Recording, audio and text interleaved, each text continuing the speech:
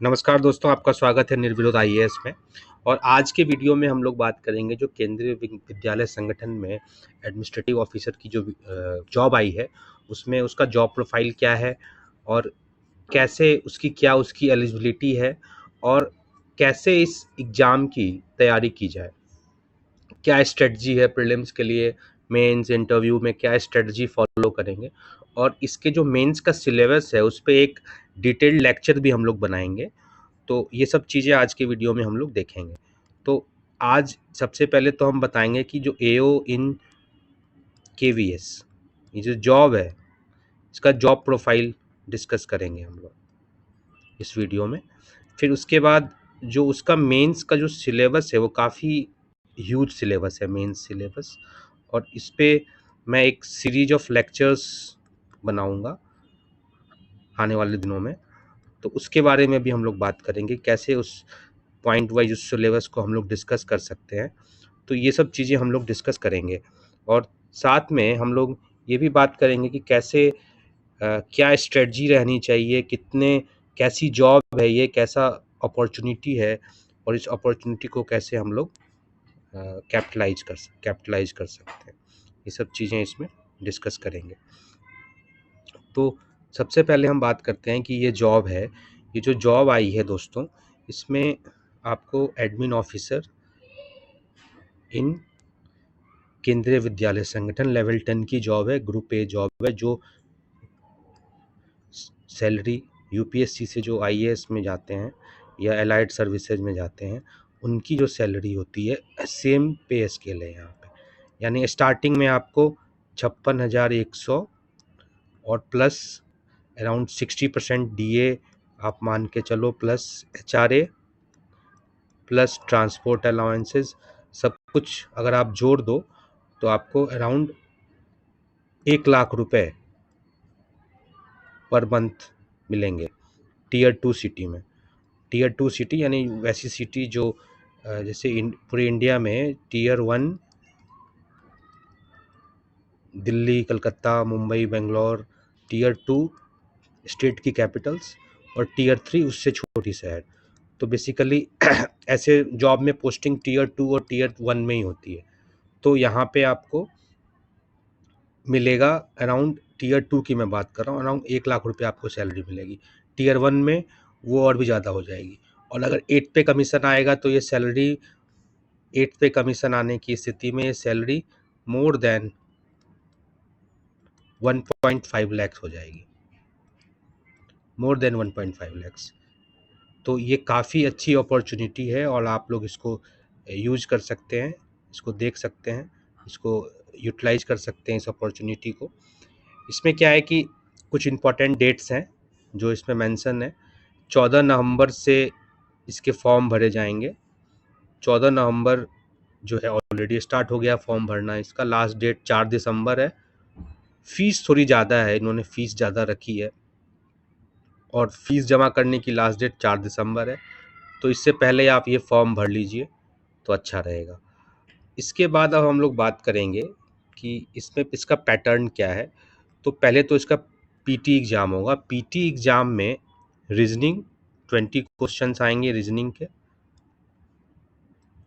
20 questions maths के, 20 question GK के, 20 question computer के, 10 क्वेश्चन इंग्लिश के, 10 क्वेश्चन एनी इंडियन लैंग्वेज।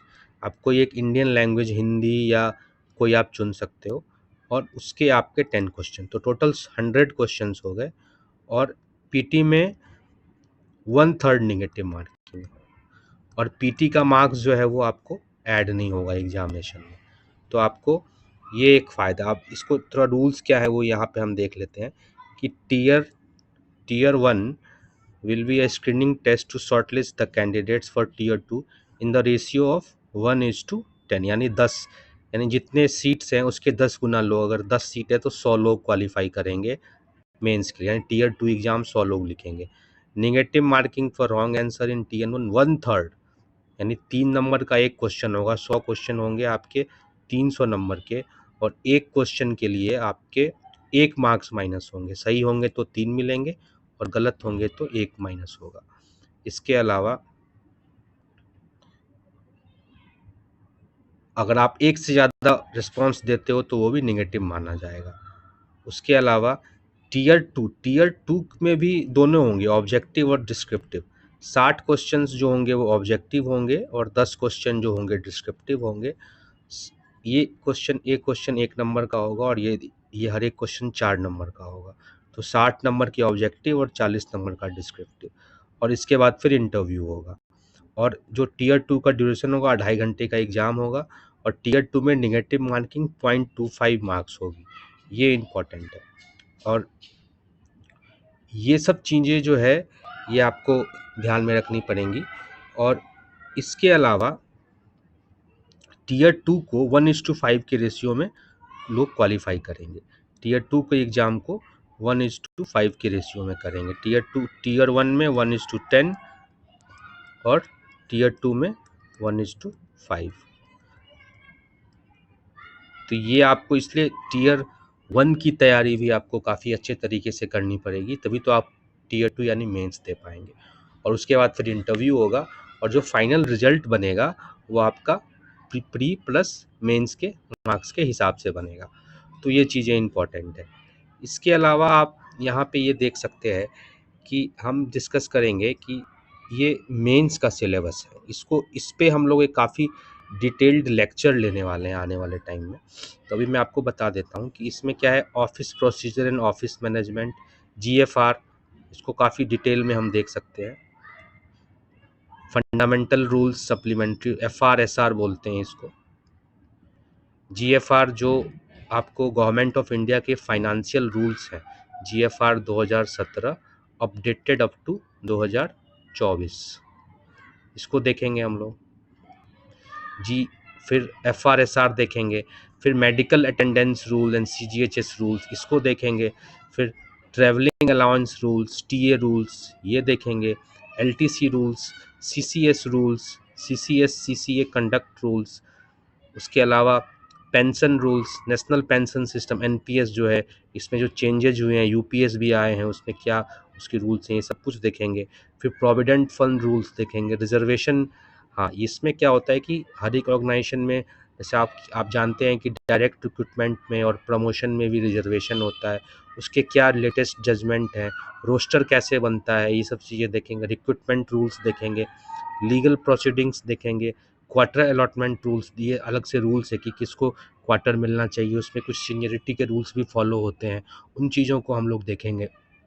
उसके अलावा प्रमोशन के लिए कितने लोगों को कंसिडर किया जाता है, प्रमोशन भी अगर SC ST OBC, SC ST को अगर प्रमोशन में रिजर्वेशन मिलता है तो वो कितने मेरिट ऑफ कंसिडरेशन क्या होता है, ये सब चीज़ें देखेंगे। फिर centralized public grievance redressal and monitoring system, ये देखेंगे।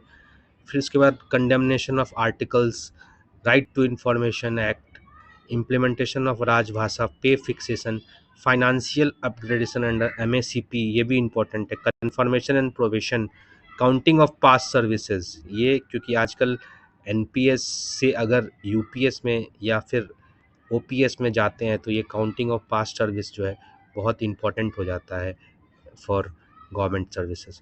फिर पीओएसएच पॉस्को एक्ट, ये सब देखेंगे। Prevention of sexual harassment at work place, prevention, और ये सब चीज़ें हम लोग डिटेल में देखेंगे। और मैं आपको बता सकता हूँ कि काफ़ी अच्छे लेक्चर्स होंगे, गुड लेक्चर्स। और क्योंकि ये जो लेक्चर्स होंगे इसमें हमें दोनों चीज़ें देखनी पड़ेंगी, ऑब्जेक्टिव और सब्जेक्टिव, दोनों पर्सपेक्टिव को हमें देखना पड़ेगा। क्योंकि आप देख सकते हैं यहाँ पे करीब करीब 60 क्वेश्चन जो है, 60% जो पेपर है इवन मेंस में टीयर टू में, वो ऑब्जेक्टिव होगा, और 40% पेपर जो है वो सब्जेक्टिव होगा। तो आप इसमें दोनों को कंसीडर करना पड़ेगा, दोनों को देखना पड़ेगा। तो इसमें मैं मानता हूँ कम से कम हमें इसमें कम से कम 26 लेक्चर्स, या फिर अगर शॉर्ट लेक्चर्स होंगे तो और ज़्यादा लेक्चर्स हमें इसमें बनाने पड़ेंगे। 40 या 50 लेक्चर भी बनाने पड़ सकते हैं अगर शॉर्ट लेक्चर होंगे तो। और अगर लार्ज लेक्चर्स होंगे आधे एक घंटे के, तो 25 से 30 लेक्चर्स बना सकते हैं इसमें। ये तो रही बात। और इसके आगे आप देख सकते हैं कि हम ये भी डिस्कस करेंगे कि इस जॉब की जो प्रमोशन अपॉर्चुनिटीज़ हैं वो क्या है। कुछ बच्चे जो हैं मुझे मैसेज करके बोल रहे थे कि सर ये जो एओ इन जीएसआई, सॉरी, KVS आया है, इसका क्या है वर्क प्रोफाइल वगैरह। तो सबसे पहले आप देखो यहाँ पे आप L10 पे यहाँ आपकी बहाली होगी, फिर ये है L11 का जॉब असिस्टेंट कमिश्नर एडमिन, फिर ये L12 है और ये है L13।